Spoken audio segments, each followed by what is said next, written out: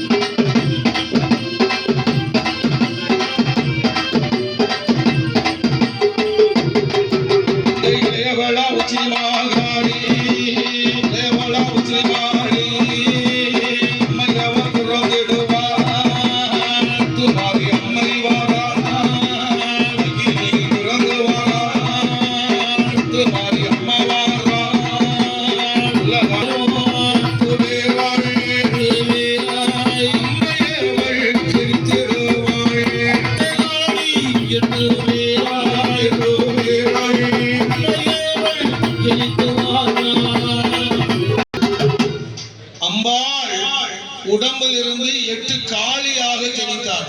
எத்தனை பேர் இருப்பா? 8 முதலாக அம்மாள் ஜனித்தவர்.